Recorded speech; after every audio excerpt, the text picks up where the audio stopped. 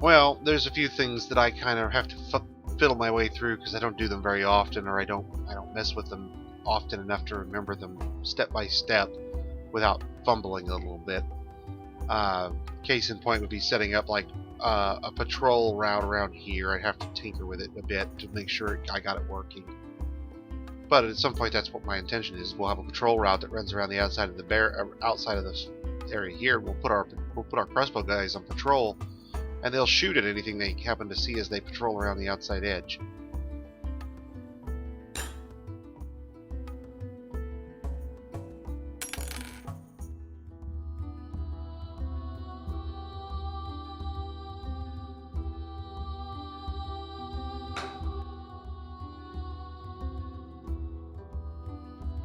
Yes, I'll do it, but no, it won't work.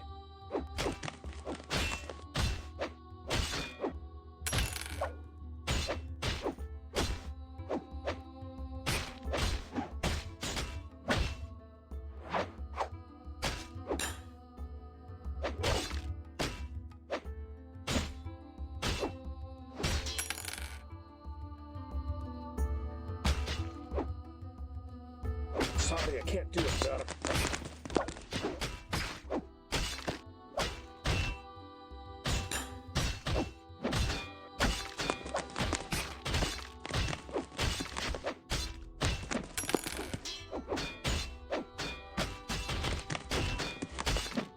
No, I can't do it.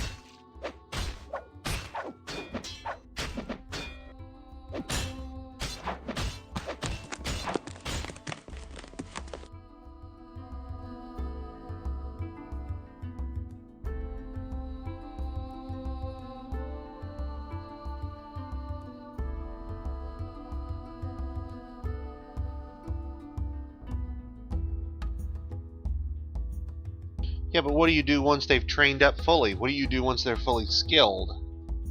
Now training doesn't help them anymore. I mean, you can use it as an impromptu way to get them into position, but at that point, you're better off putting them in the position you want them to be in before you need them there. So you either build your barracks to put them in position, or you set up a patrol route or a defense burrow to make sure that you have them where you want them.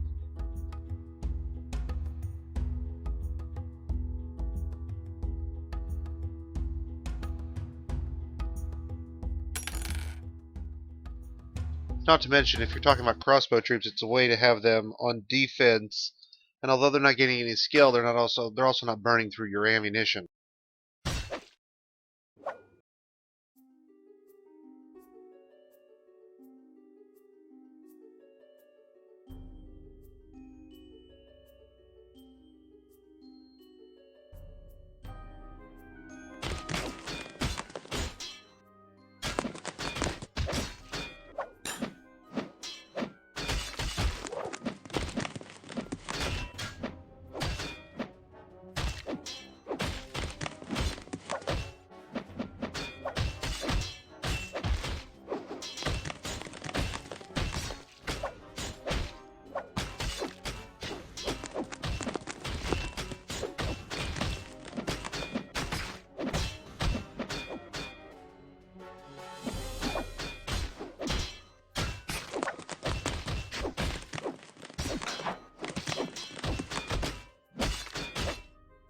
I can't do that there.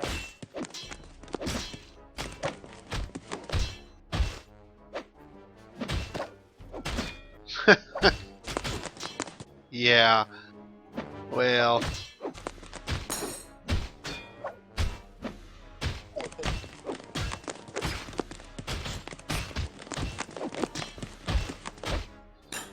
As we wind down here, I'm a little too tired to start thinking about magma pumping today, but I can't do it. that would be the next logical step for a fortress like this, would be to start looking at how they could pump magma up. We would build an obsidian caster up near where the masons' workshops are.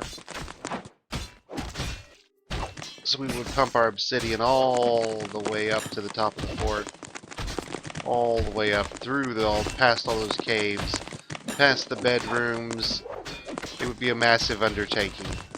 And you would end up dropping the obsidian farm right here so that you could take advantage of this quantum stockpile mechanic you've already built up.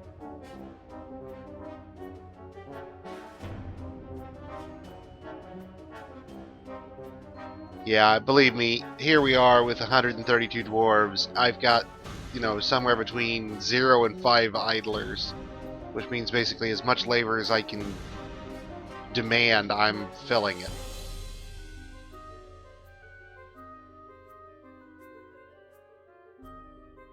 Well, we may not get there today. I hate to say it, but by the time we got to where we were thinking about it, I'm a little tired to be doing something that complicated.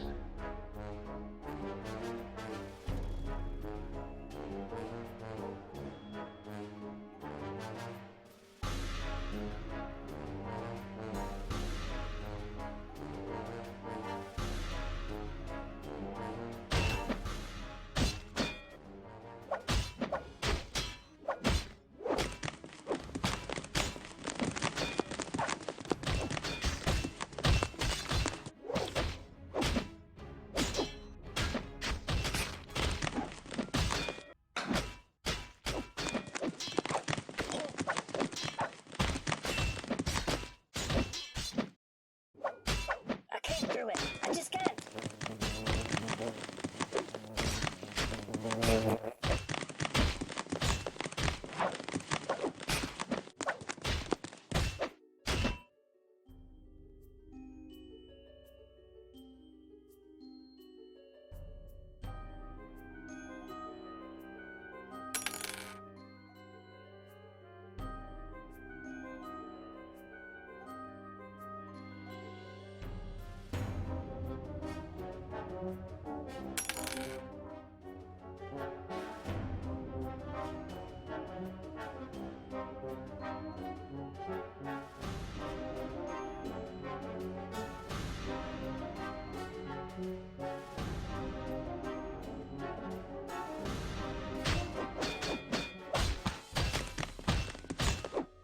That is that Monday.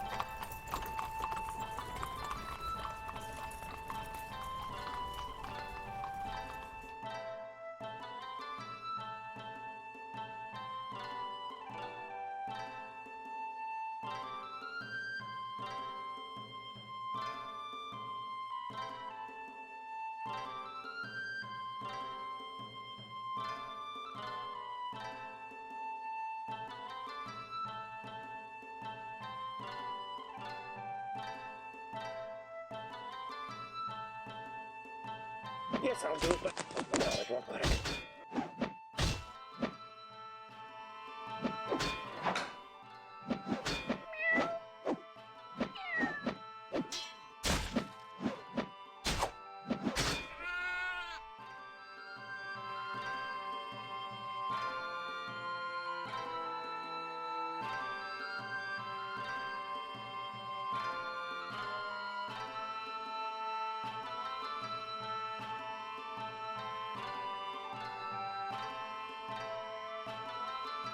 Okay, so in response to, will I continue this fort? Yeah, we can do that.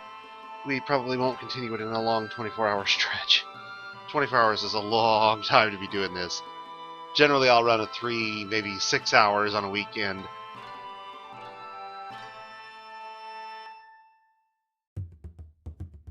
But it was for a good cause, so we're gonna finish it out.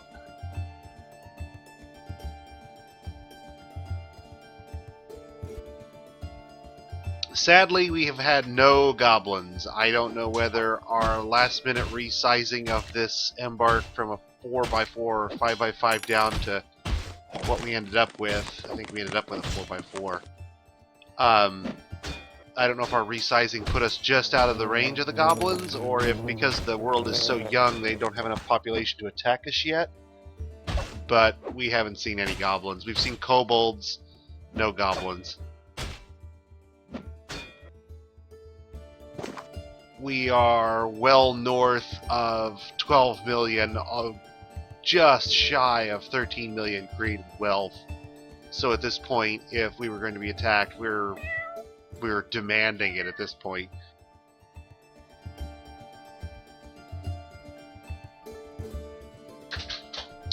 Something we might be able to do then, I guess, a little later here. We'll run out to 8 o'clock. I'll tell you what I'll do is I'll save the game. We'll copy the save file and load it up, abandon the fortress, and pull up legends to see if the goblins are even still alive at this point. If they aren't, then that explains why we're not being attacked. If they are, then it's probably just they're just like our dwarves. They just don't have much in the way of population. When we started, I think the only 2 dwarven sites were our site and the original mountain home. So we basically had 14 dwarves in the entire world. Some hill dwarf, maybe. I didn't see any other dwarven sites.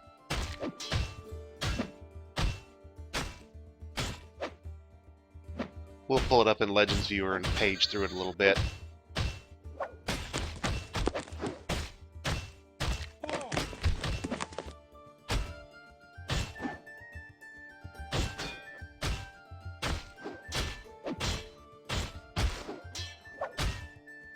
Well, I was kind of hoping to be able to, you know, pit our military against something.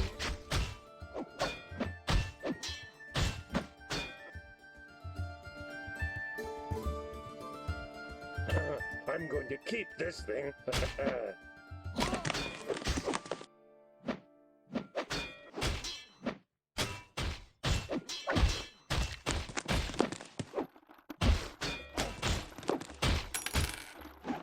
Basically, at this point, I think this fortress could actually run clear through till FPS death.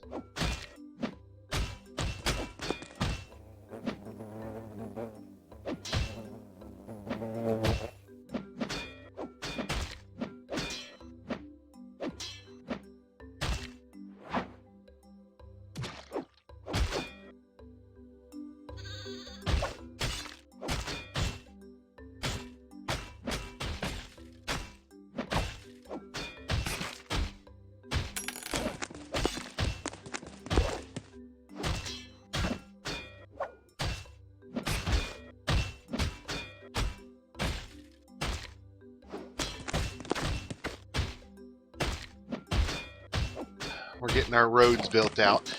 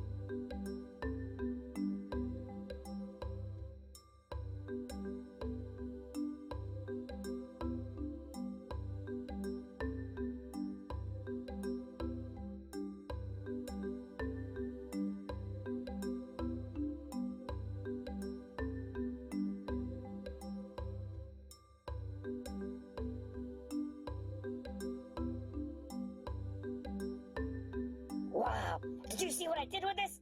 I'm gonna hang on to this. Sorry guys, sneezing fit, hang on.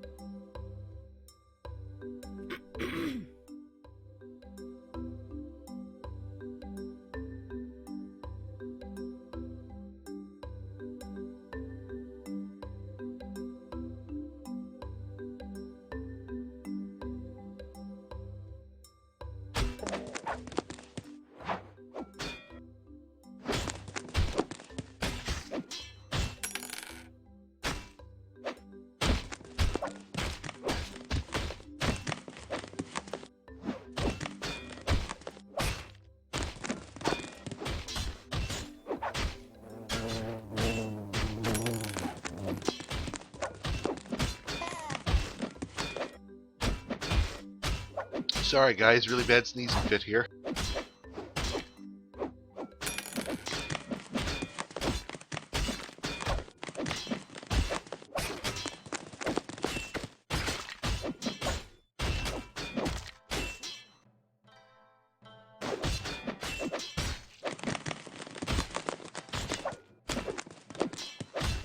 Can't do that there.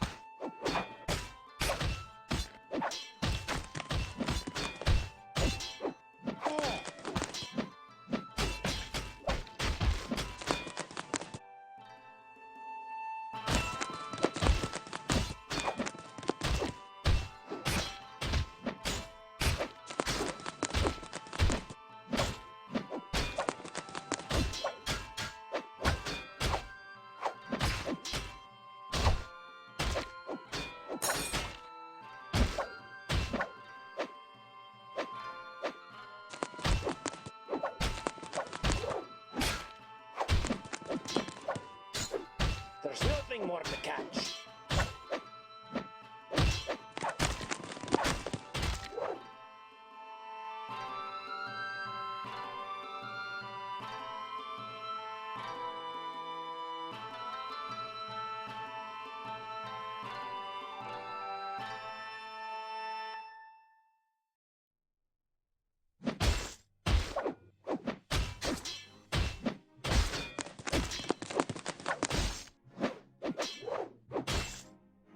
No.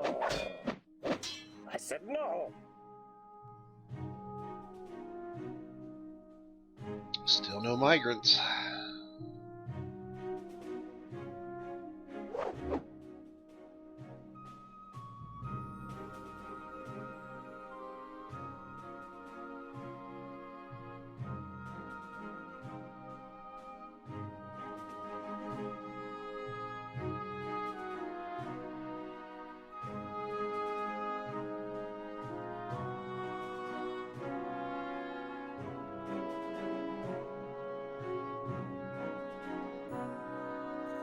You know, I wonder if that's because we've got the beast rampaging around in the basement down there.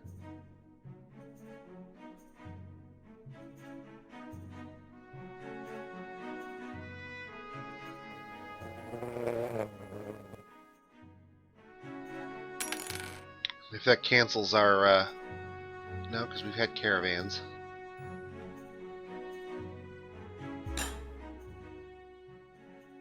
That still might cancel invaders, though, I guess.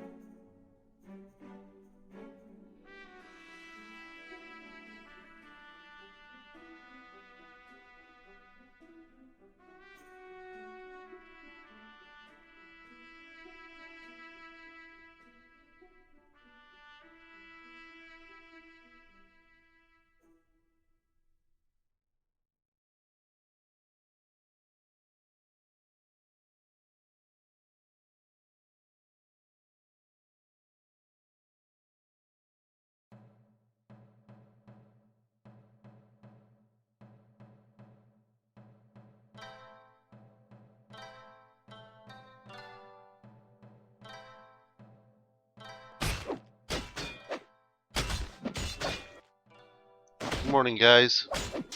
Yeah, please ask me a burning question. Keep me awake. Another hour and a half, and we can switch out a Dwarf Fortress for something else for a bit.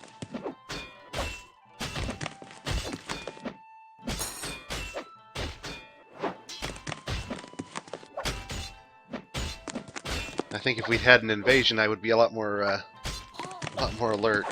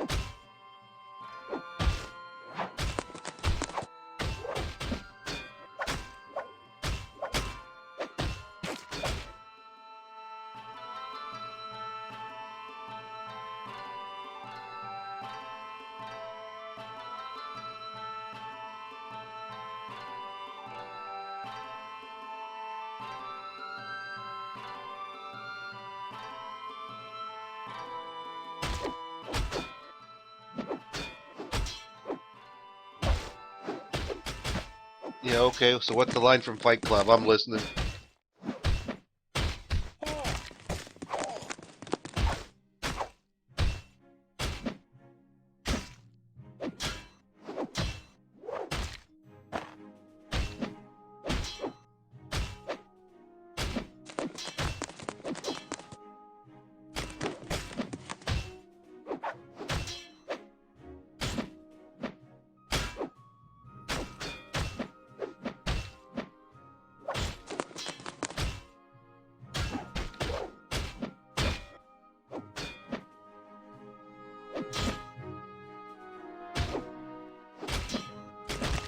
Ah, yes, a good line, one I know well.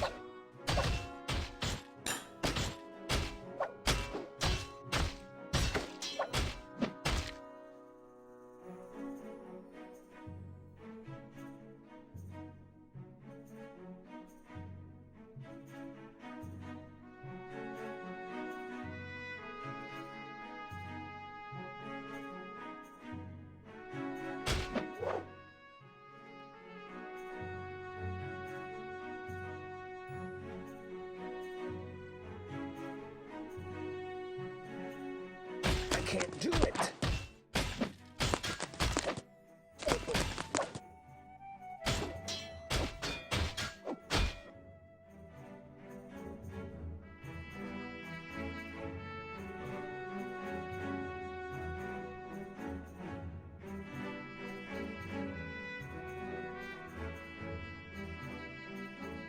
This is actually a really good river setup too, because the entry point is very wide, which means a lot of water floods onto the map. And then if you look at the actual exit point over here, it's narrow because it goes perpendicular, which means that the water stays very high all the time, which means it should keep people from trying to go around the long way, and they should stand on the right-hand side of this bridge when they make it. It should keep them from trying to cross the river.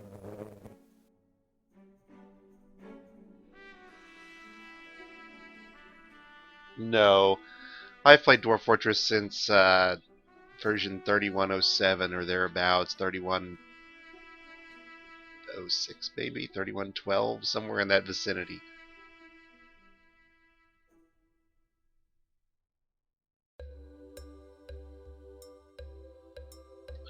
I'm not even sure how I came to play it originally. Bumped into it somewhere on the web. It was free. Saw a mention of it. I don't even remember where I saw it first. Went to try it. Couldn't quite grasp the ASCII.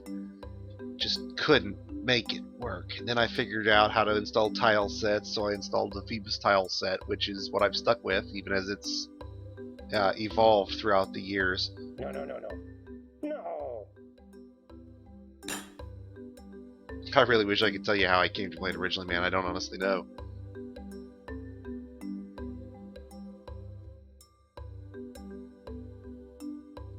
I did some browsing on the forums. I read the wiki. I figured out that I was basically diving into a very complex Sim City where your fortress could be attacked.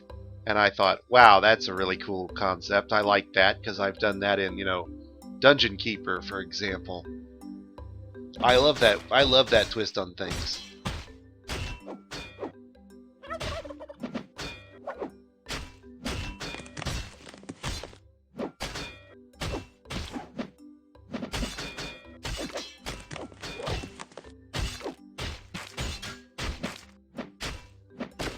So I've seen the changes. Version 31 would have been, I think that's the first 3D version, the first version that looks like this current version, basically. There have been some changes along the way. A lot of the ways that adventure mode has progressed, for example, grow out of fortress mode changes or will have later impacts on fortress mode. Tony's vision of the various modes is very interconnected is fantastic. I just don't get a whole lot of mileage out of the other modes myself. Folks who are interested in the history of their fortresses or the history of the world around their fortresses will love Legends mode.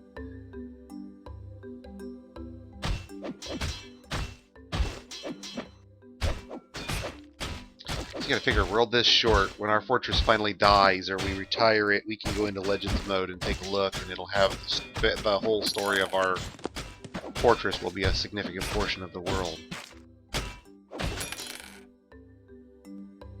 That's fantastic.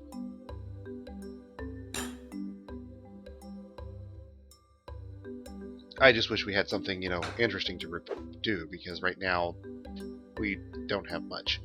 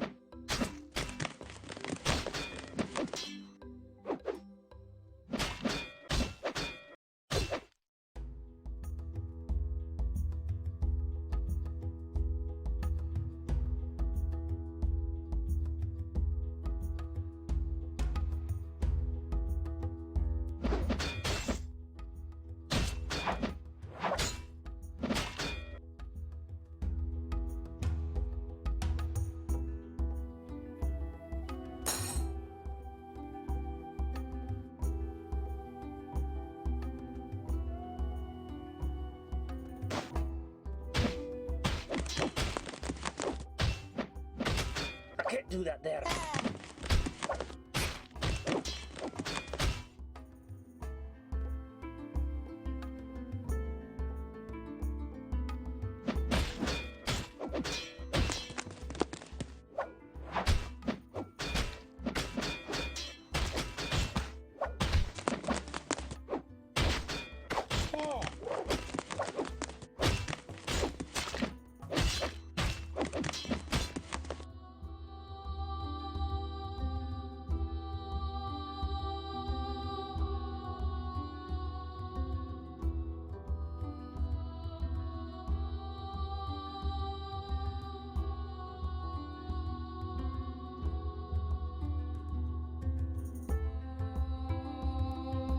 Sorry, I hit Dig VX by mistake. I don't want to do Dig VX. I don't want to go across sea levels, because that can cause me to go all kinds of places I don't want to go.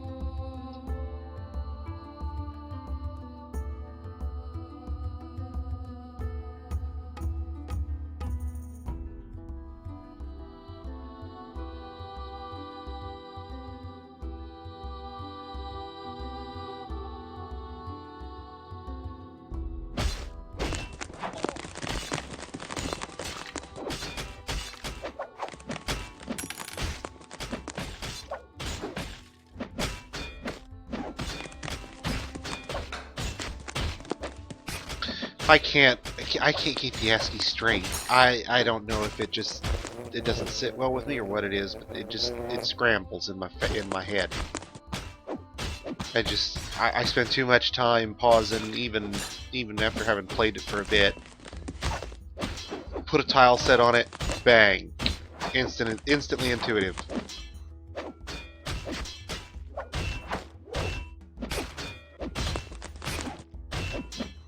Instantly started making the mental associations necessary to play.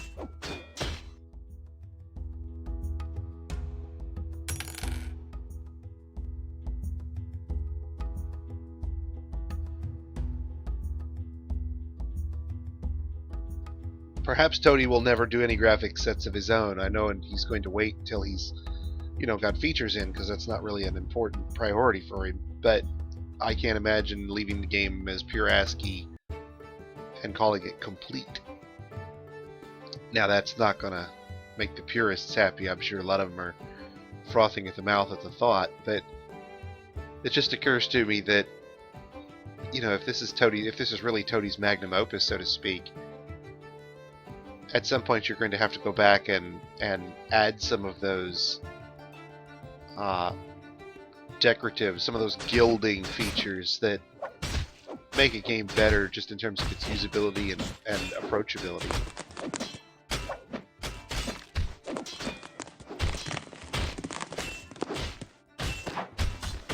You could leave the ASCII in, but still add a tile set and just simply switch the tile set to being default.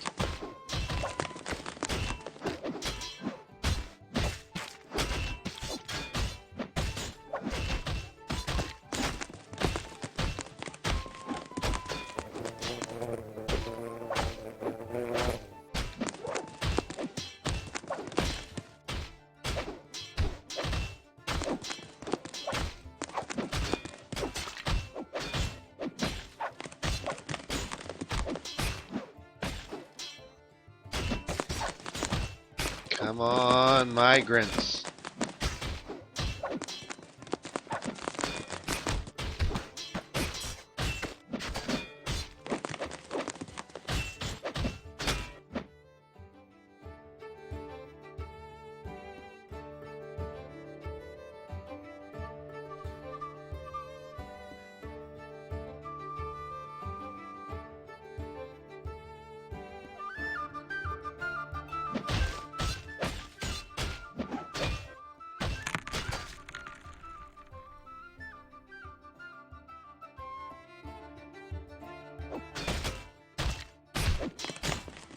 That could be possible.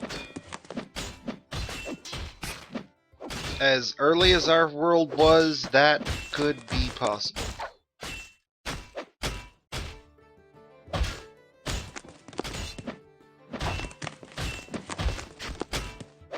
We'll have to see what news the Outpost Liaison brings back in the autumn. It's mid-spring now. We'll easily get to autumn, I think, before it's time for the stream to end.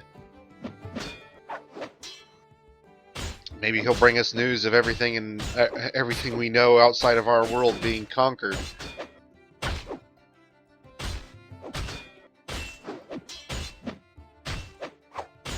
Well, maybe not. I suppose it's possible that they've generated wealth faster in some fashion, but I doubt it.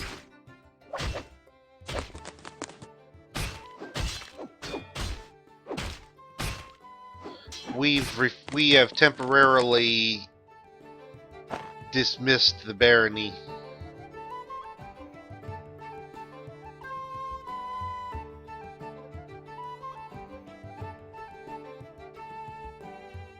I was hoping to get more migrants because I was hoping to get somebody who was a little better suited for elevation to nobility.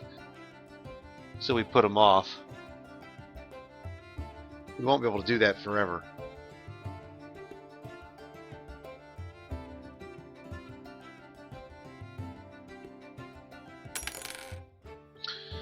In fact, on that note, why don't we go ahead and get started doing a couple of things.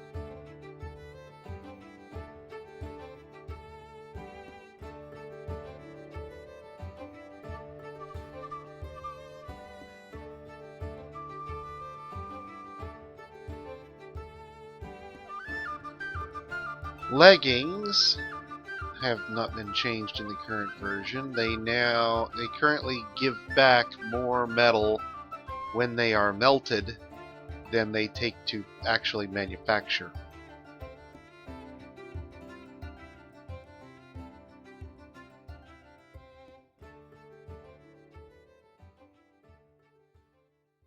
We can use this to grind up our armor smith's skill.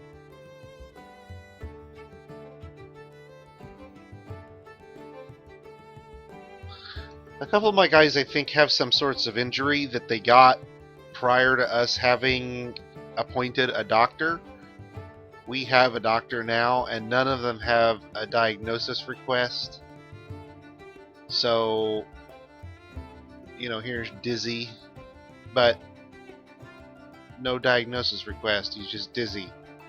No idea why. Dizzy, nauseous, thirsty, hungry, and no idea why. No diagnosis request.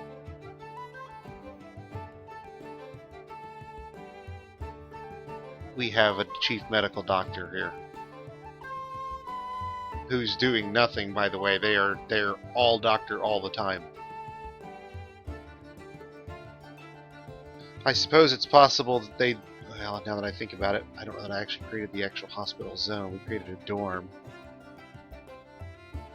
If they don't actually ask for the diagnosis request until we have a hospital zone, then that's probably what our problem is.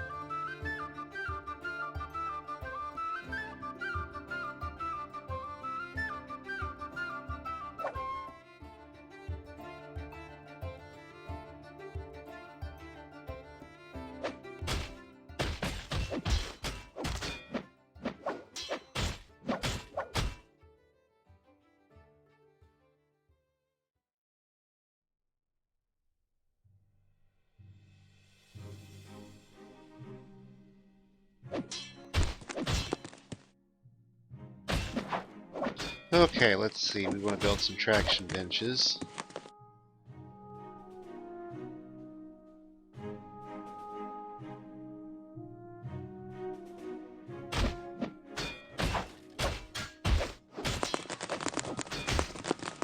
I think everybody who has a name was still alive so far. We haven't been invaded, we haven't been attacked. I think all those donators are going to go all the way through till at least 8 o'clock without having any deaths. We have a fairly extensive set of defenses now. Not enough to hold off a really, really determined siege without sweating it a little bit, but enough to really thin one down in a hurry.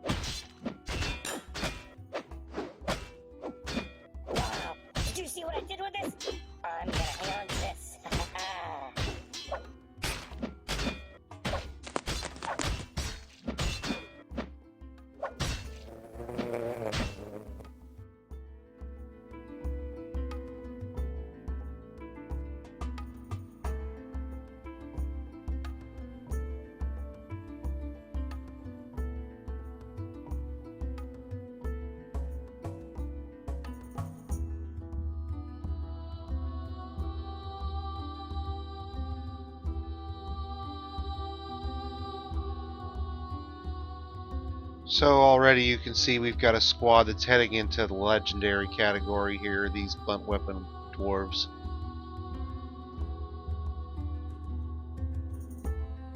Our hunters have spread out over those who joined late and those who joined early.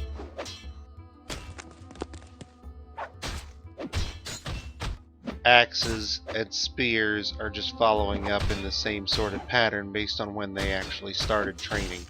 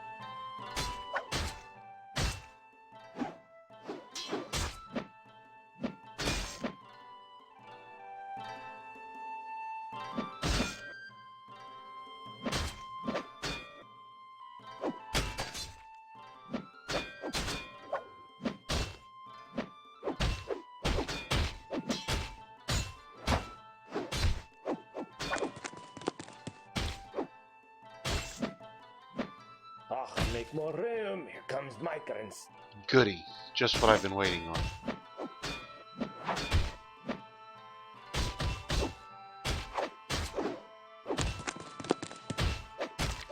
Yeah, I can do magma in the moat, but I don't really want to just yet. Our bridge isn't magma safe for one thing. This is all wood on the surface.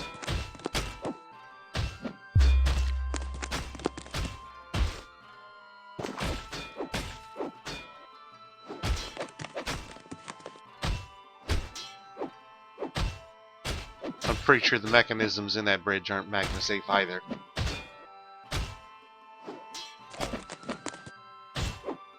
Ditto most of the mechanisms in the traps outside in case we accidentally overfill.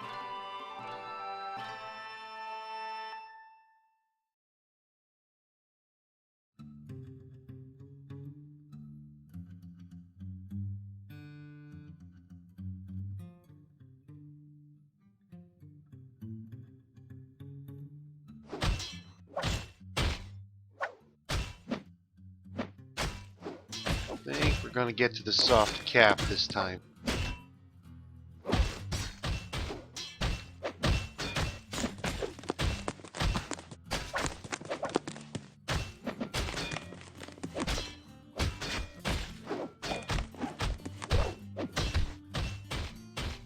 It's going to be real close if not.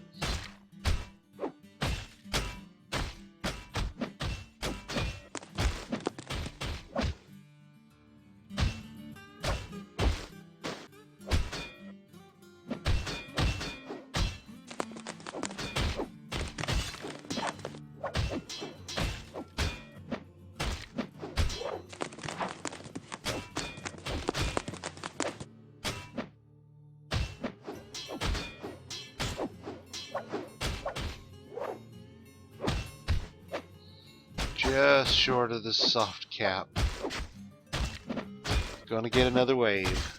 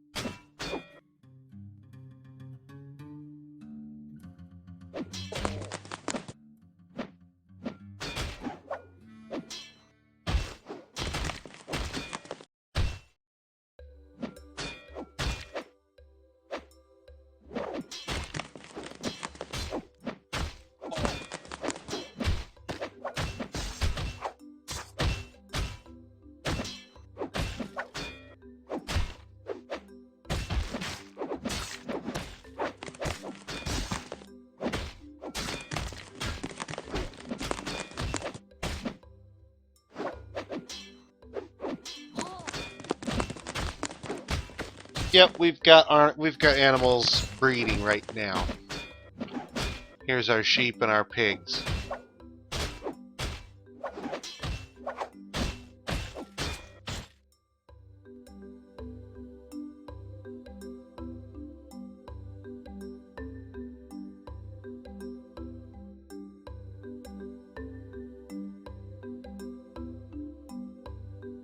We're due to have at least one sheep butchered because it's over our population caps we've set. We're running right at the dog population caps. We're over the cat population caps, so we're due to have some butchering, but it looks like that at least one of the cats we would like to butcher is a pet, so we can't butcher it.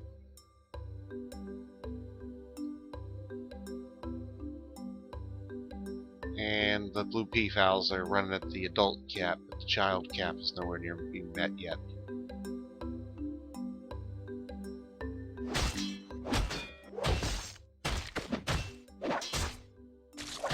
I have the whole fortress based on circular rooms, pretty much, if you look. I like the look is the primary reason.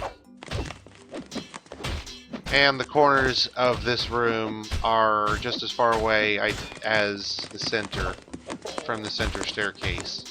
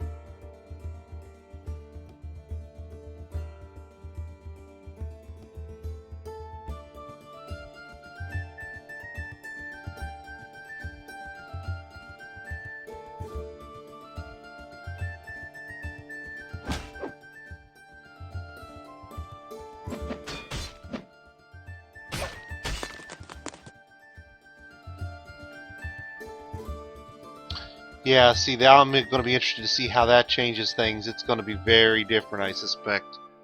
Currently, happiness is very formulaic. Get a nice, pretty dining room, call it a day. If you get a couple of artifacts that can be built in the dining room very early on, like we did in this fort, you'll have happiness locked down in no time.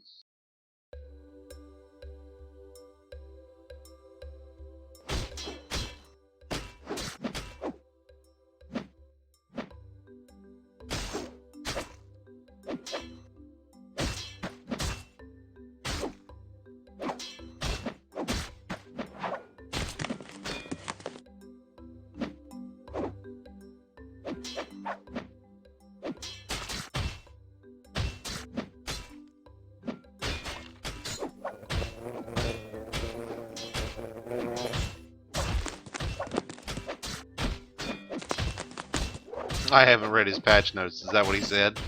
We're giving him a lobotomy so we can start fresh?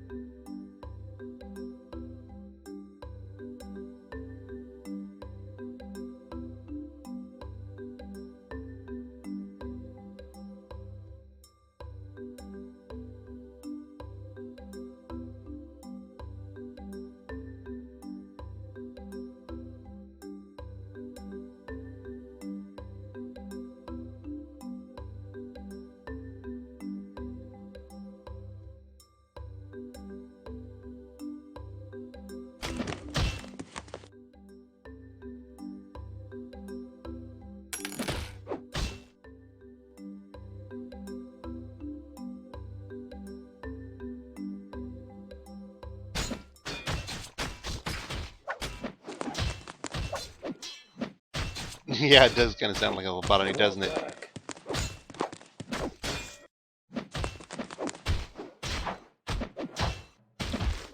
Well, I mean, worst case, it's going to require a little more space in order to add another item or two, or simply just to have more space, but I don't know that that'll affect that.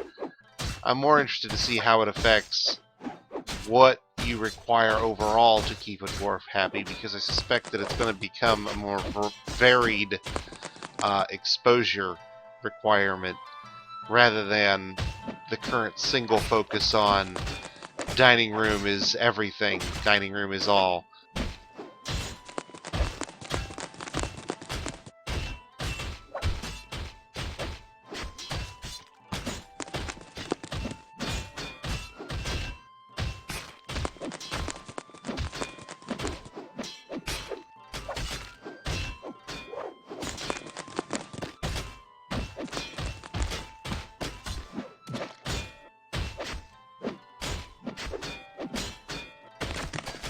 do it, but no, it won't work.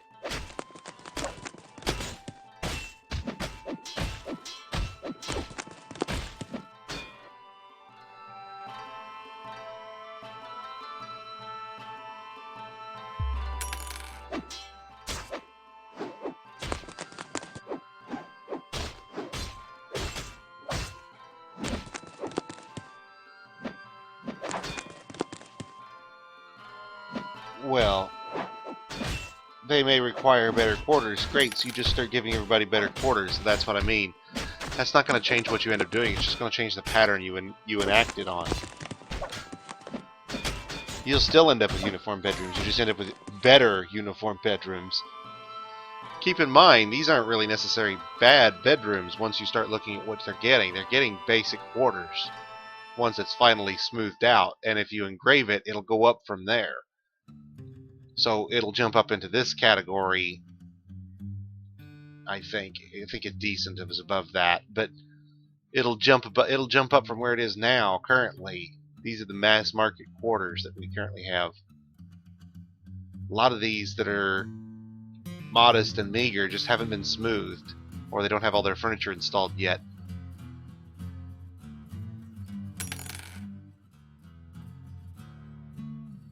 No, speculate. I don't envision that unless we get down to the level where you're expected to provide specific materials for each dwarf. This guy has to have his box and his cabinet carved out of green glass, and that guy has to have his box and his cabinet carved out of cobaltite, and this guy has to have his carved out of hematite, and so on and so forth and so such.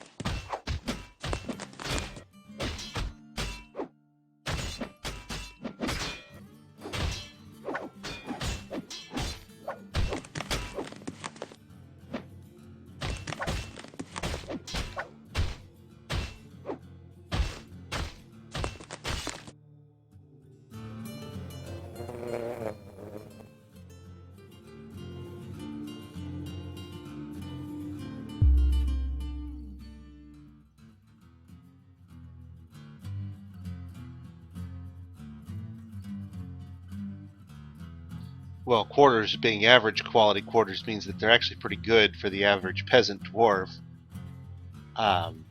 You know, your really high-end craftsman might want something better, maybe, I guess, but that's fairly far up the scale. It's a couple levels up from the bottom already.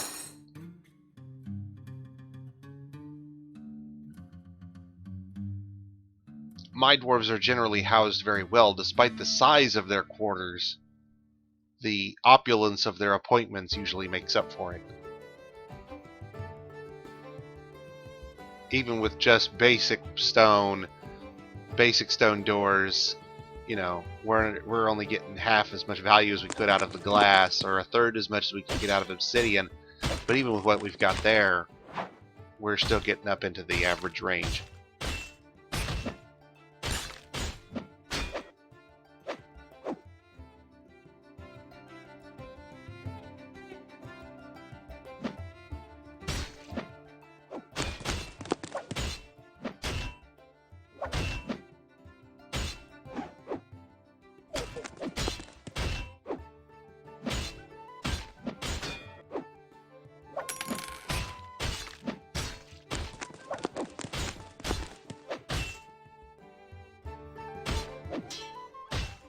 Just under an hour. Anybody got any questions for me? Come on, guys. Surely there's something I haven't covered y'all wanted to see. Then quantum stockpiling.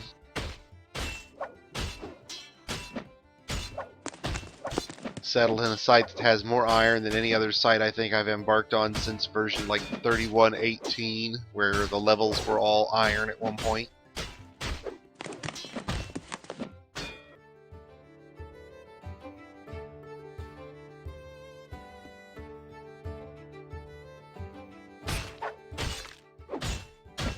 Just to mess around with it. If we were going to do a really secure area, because this outer area really isn't secure to flyers. Flyers could just go over the top of the walls. Climbers, at this point, could still scale the walls in places. Beekeeping is difficult to do safely, basically. It forces you to compromise your defenses a little bit. So, doing it in this area, this inner area is a little safer than outside, but it's still not safe. So we'll end up having, sooner or later, something will come flying in here, and it will do some damage before we'll be able to get it under control and get our people protected. I'm just messing around with it. Beekeeping is one of those things I regard as a fluke add-on, really, because you can't get enough product out of it to be a primary industry. It's simply hard limited by the number of hives you can actually have. We're not at that limit. I want to say it's something like 60 hives, and you can only have a certain number of those active at once, ready for split, basically. So, but you're just ending up with a situation where it's not productive enough to keep your fortress running on just that. So it's not like it's going to replace farming. It's not like it's going to replace animals. Mostly it's just a nice add-on. So we get some honey and some mead and, you know, yay. And that's about it. I only put one guy on it because it's just not worth any more than that.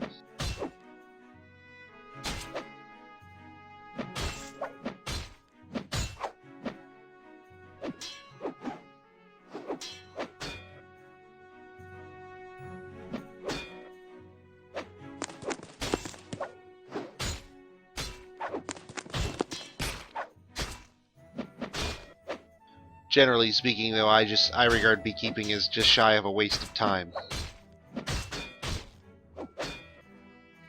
But if you look at everything we've got running in this fort, surface crops and underground crops and animals and fish and smithing, both magma and not. We've got a hospital that I can now, I guess, probably set up a traction bench on. Nope, don't have the traction benches built yet.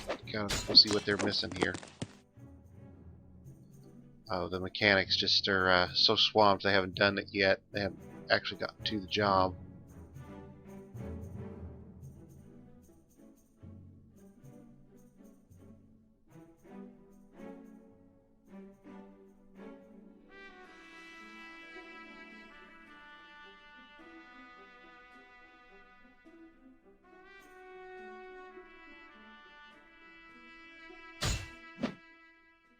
No, I can't do it.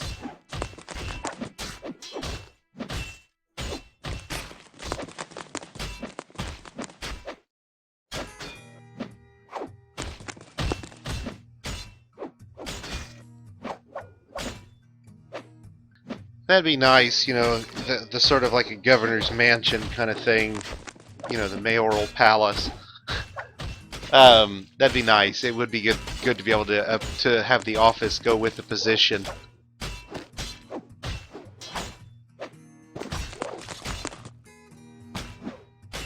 It's usually not too bad. I think at this point our mayor has been the same guy for quite some time. I think he's probably going to keep the position indefinitely. We kind of pulled him out of the military to let him do his thing. So we'll probably just replace him and get him just doing mayor duties.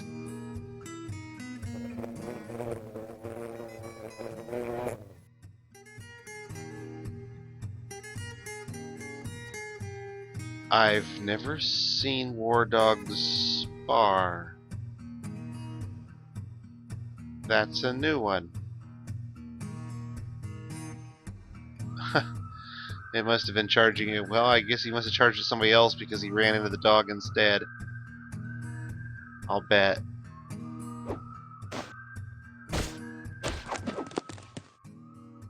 Our war dogs are sparring now.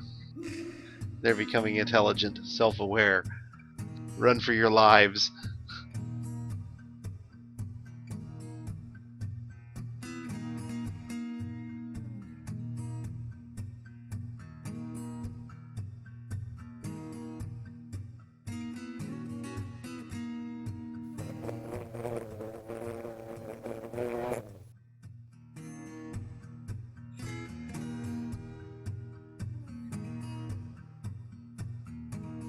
Still a low idler count.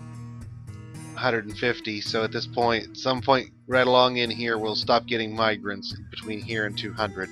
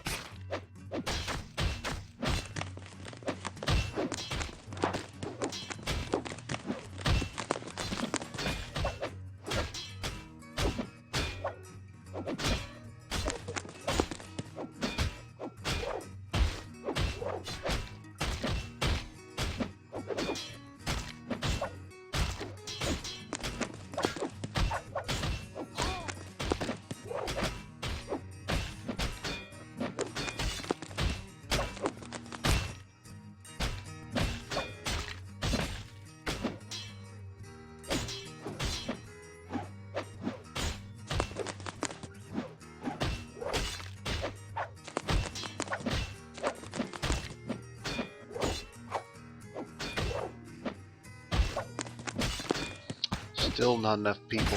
Holy cow. Okay, let's get that migrant wave sorted if we haven't already.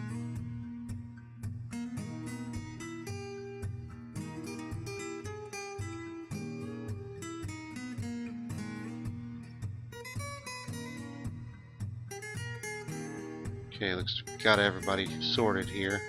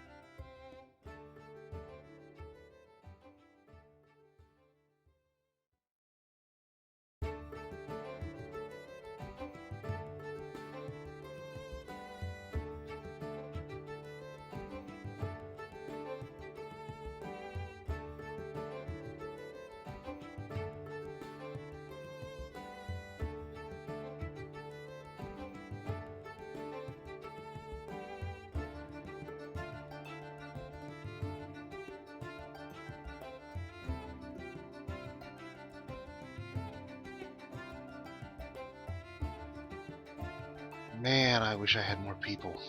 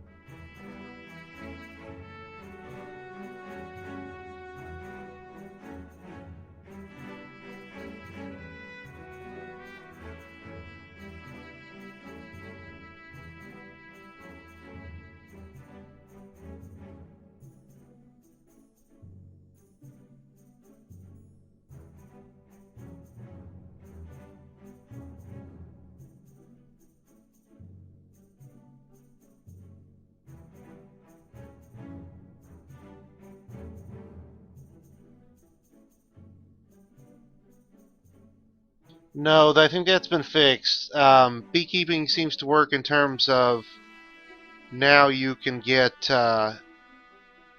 honey, you can get the products out of it. The beekeepers don't lock up. At least not that I've seen recently.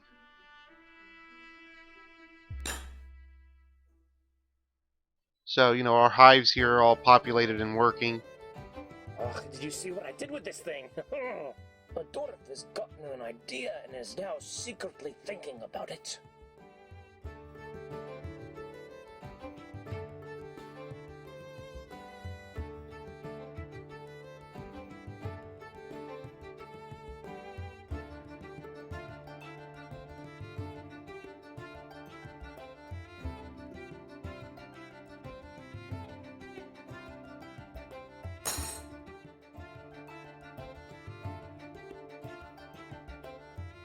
Let's see what workshop y'all claim. You there, I'm building an artifact. Give me the workshop. But I was just about to. Give me the workshop. But. Give it to me. Clothier's workshop. Give it to Ooh. me. We either have the cloth he needs or we don't.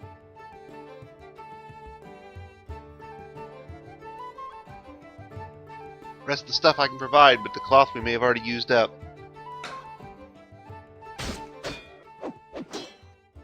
Yeah, that's basically what we're doing here. It's inside the walls, so it's protected from land dwellers, but flyers can still just fly right into the courtyard and settle down right next to the beekeeper, for crying out loud. If a dragon wants to fly in here, we're not going to stop it. That's when we go underground, and that's when the tunnels and the traps underground will come into play.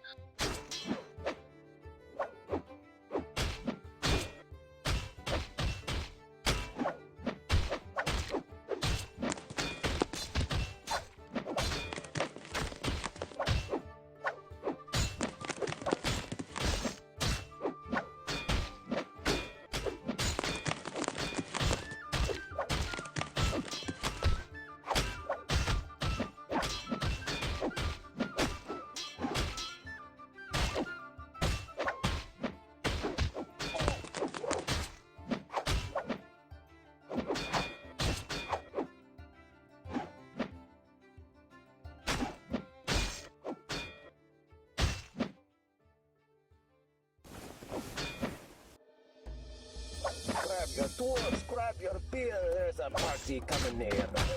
Well, no, but I've run into undead vultures, and they can fly.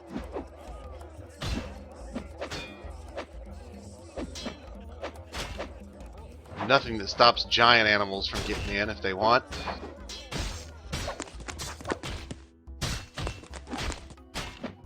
We don't have the overhangs in place, so right now a goblin could probably just scale the walls.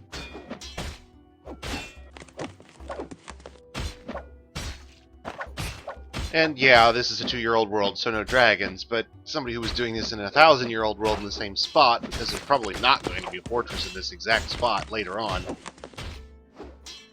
Somebody doing this later on might very well discover that they build this the same way, and they still run into a problem because the dragon flies over the walls. And yep, goblins can ride flying mounts, that's right.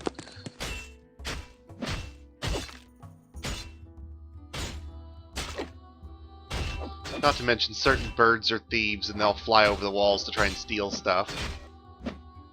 There's nothing on the surface right now that's not nailed down, except those cages down there, but if you want to steal those, good luck. They can have at it. They're not particularly valuable.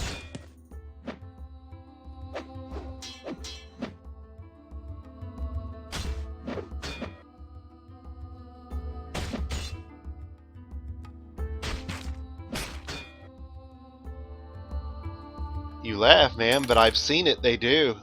They'll ride in on giant flying mounts and they'll come in over the walls. You learn the importance of roofs and tunnels real quick once they start coming in over the top on you. I've had web-throwing forgotten beasts with wings that flew in over the walls and just started spewing webs everywhere to immobilize the stuff in the courtyard.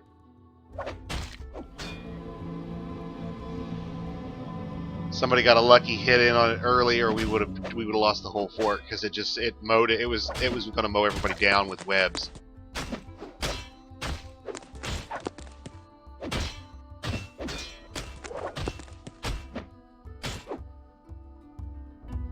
Since he started his construction, we don't have to pay any more attention to him. He'll work on it on his own unless he's disturbed by an invader or something.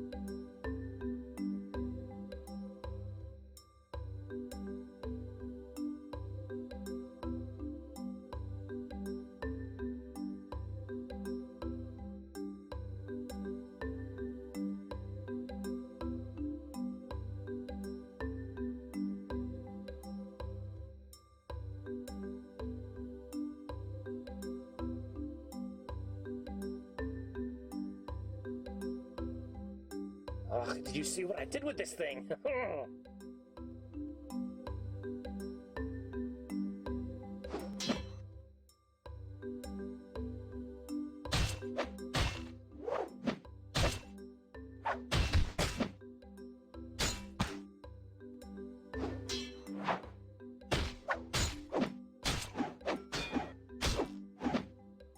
Hey, Stick Bob.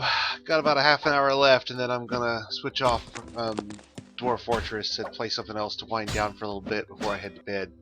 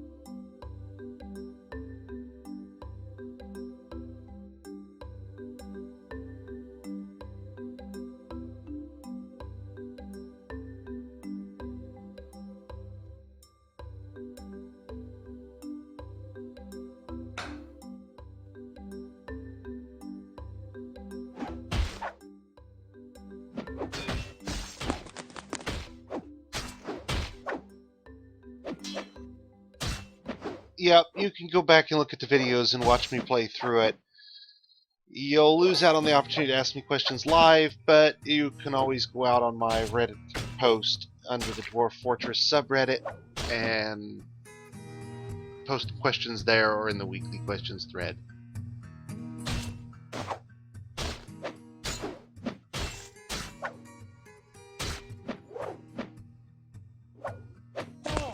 Keep in mind, I did 3.5 hours of video last night about the pre-embark sorts of stuff you can do, and then we started at 8 a.m. Saturday morning, and we've been broadcasting ever since.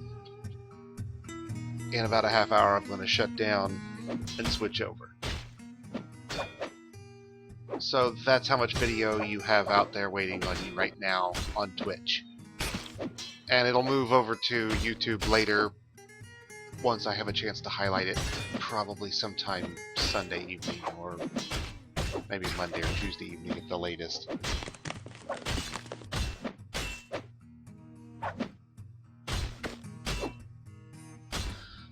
Sadly, it's not particularly exciting. We haven't had any goblins. There's been nothing that's threatened us except those forgotten beasts in the caverns, and our military is just now getting to the point where I might consider pitching them against it.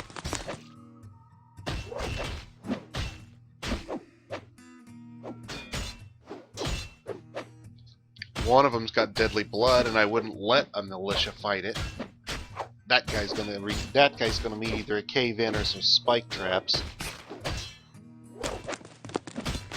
Because letting the militia fight him is a quick way to get them all killed.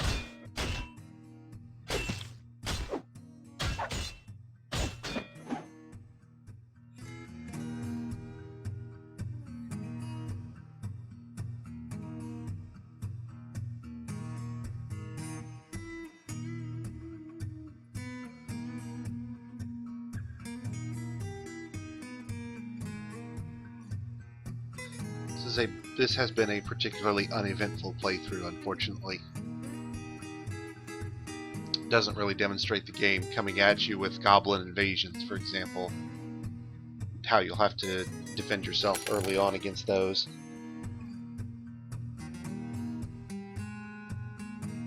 At last, I finished the artifact. Oh, it's beautiful. I'll name you after my mother.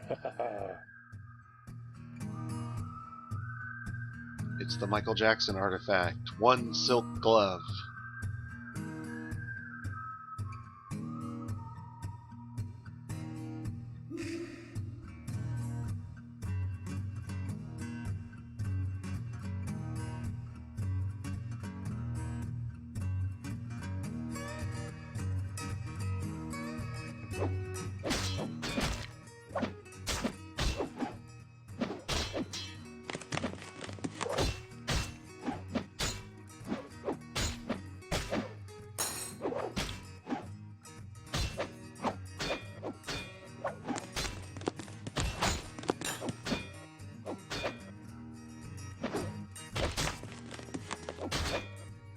The engineers are still diligently putting up the traps, one trap at a time. Nothing around.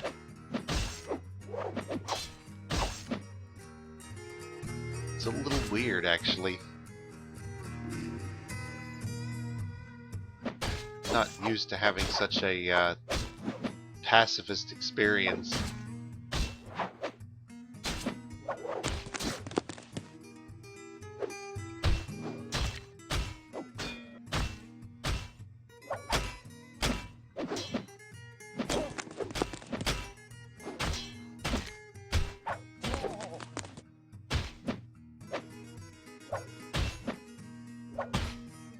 No, we haven't. I was going to I'm going to run out the 8 o'clock window before we do that, and then we'll shut down. And what I'll do is I'll copy the save, and we can go from there.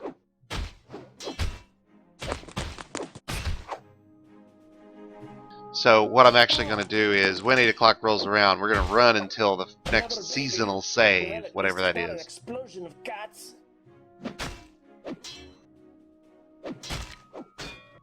That way I know we've got a backed up save when I save, because we've seen some oddness with crashing and saves.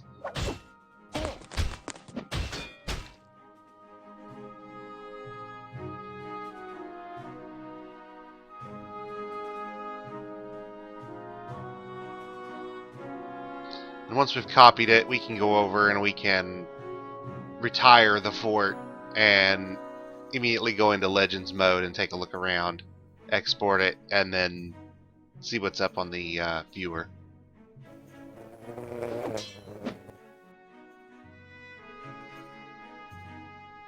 I don't tinker with Legends Viewer too much.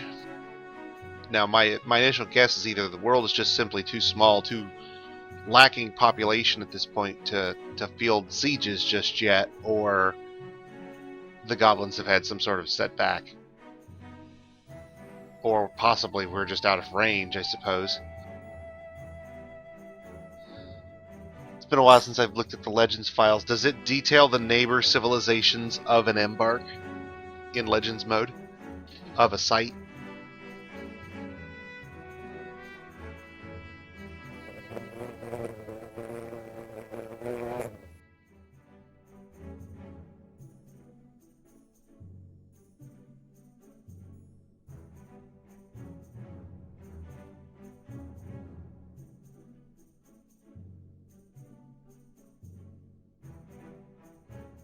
It's looking like we'll just barely get summer, and then that'll be 8 o'clock, and I'll probably just call it right there.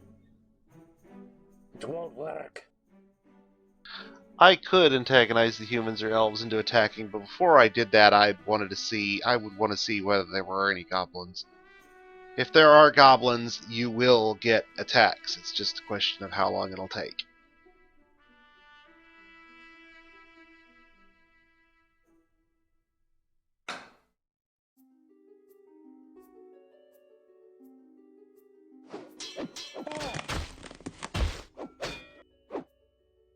But they do have to be within a certain range of the fortress, and I could have sworn that our fortress was in range. We'll check it with a reclaim, or we'll look to pick it up and see if that from a retire, and see if that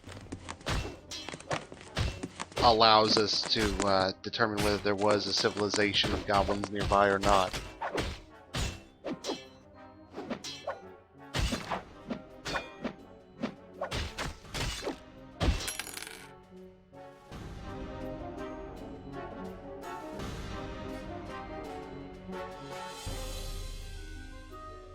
Well, Either the Forgotten Beast wandered off or died.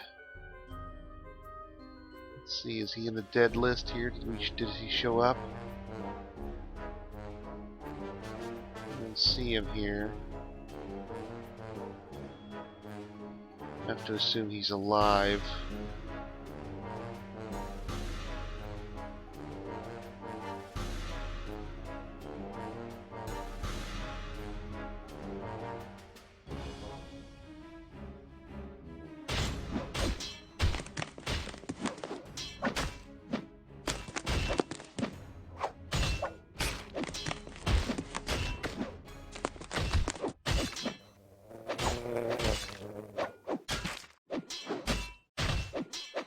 I can't do it. I just can't.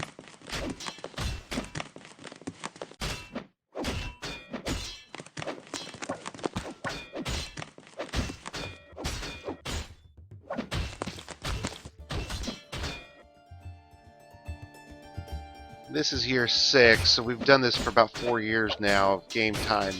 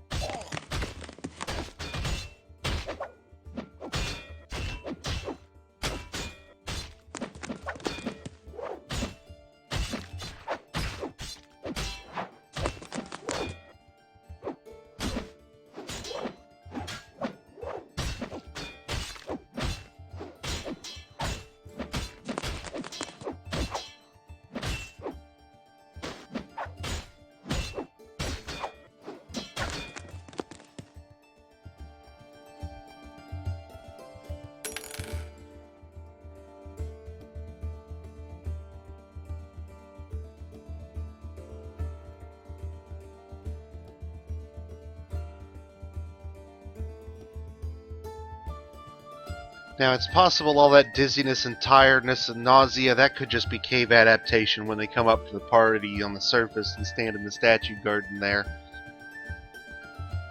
That could very well be what's going on. That's why there's no diagnosis for Quest, is because everybody knows it's cave adaptation.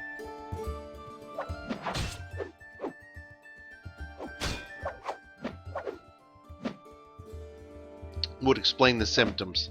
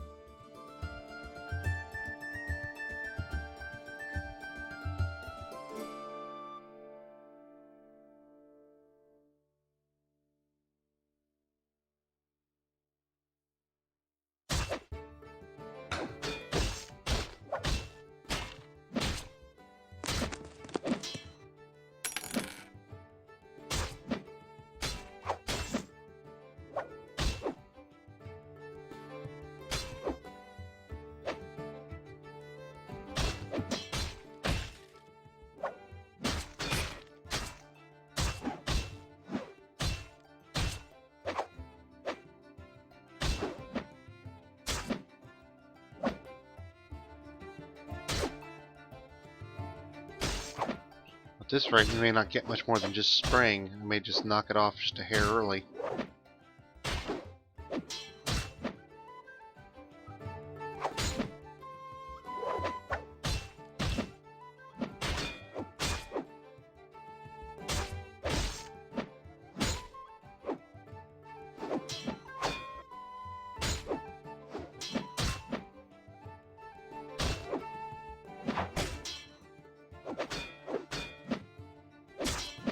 Yeah, that's got to be cave adaptation. You'll notice they're all hanging out right next to the statue here in the corner, which we designated the statue garden from, and all this green over here is all the vomit that they're throwing up every time they come up here, and their cave adaptation is set off by being out in the sunlight.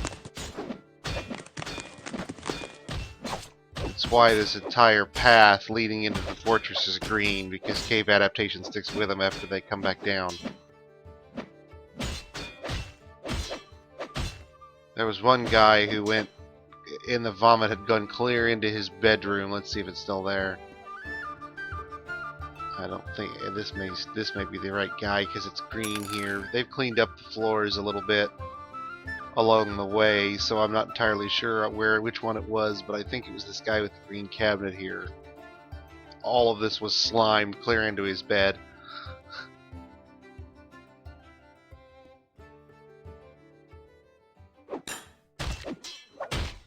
Poor dwarf.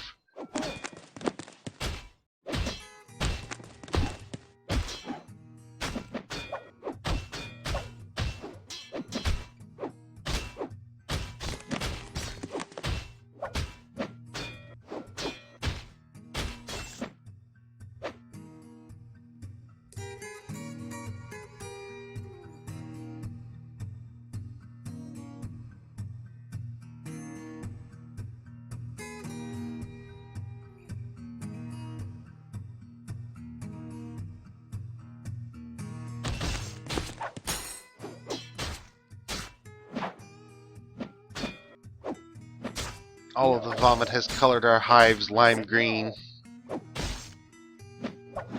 The Green Mile. Yeah, pretty much. Vomiting man walking.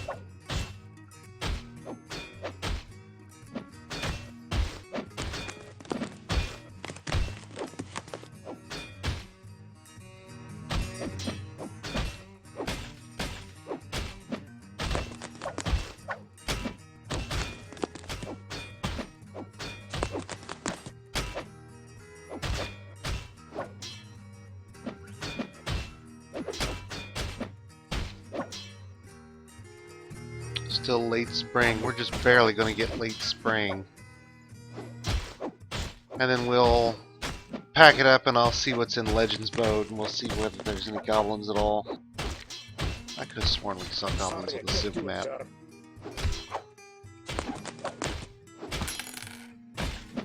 We'll see if a reclaim and a resume from retire will allow us to see civs.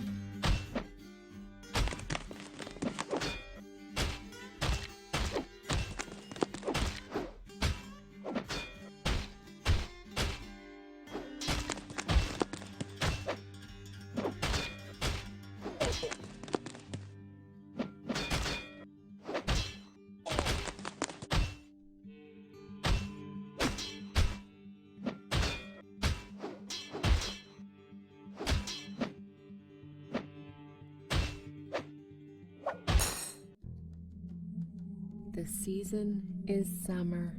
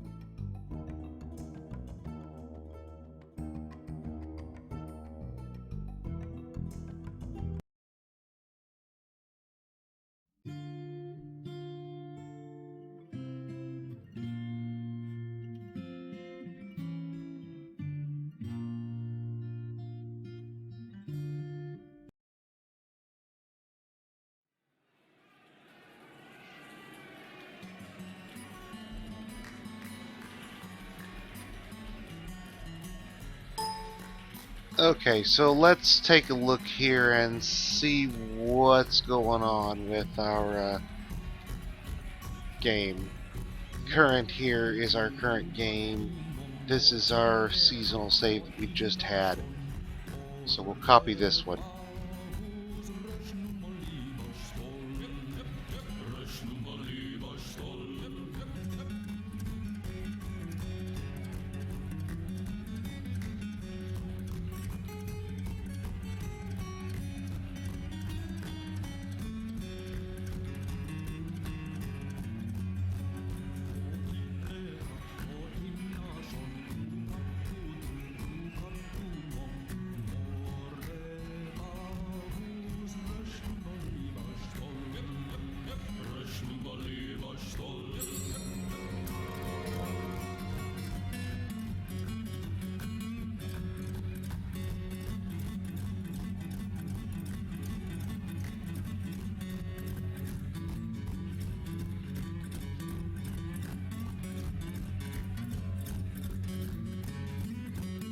No, it doesn't look like it recognizes that folder name. Poop. Well, we've made a backup of it. That's all that counts. We'll just load this guy right here.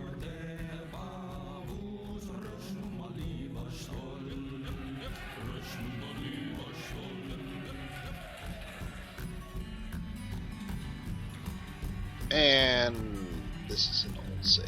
That's what I was afraid of. This thing doesn't. It's not saving the current folder properly.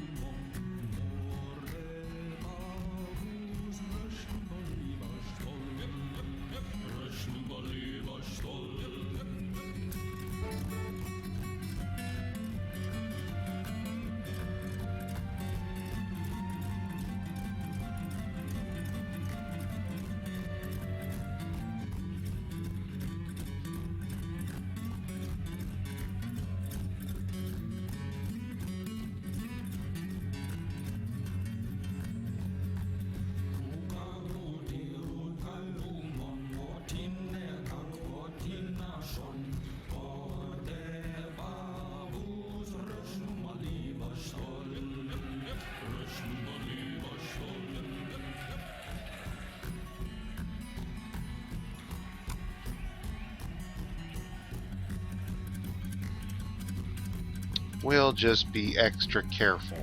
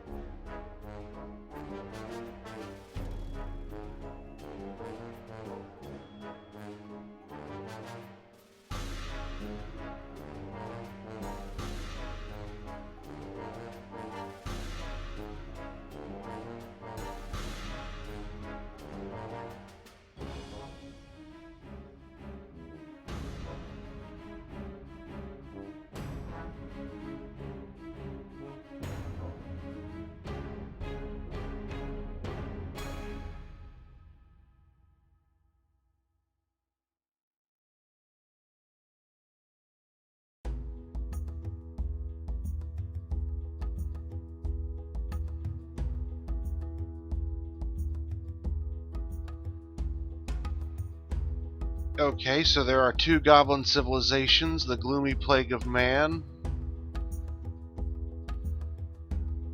and they've founded a couple of places. They're pretty far down here in the southeast corner, though.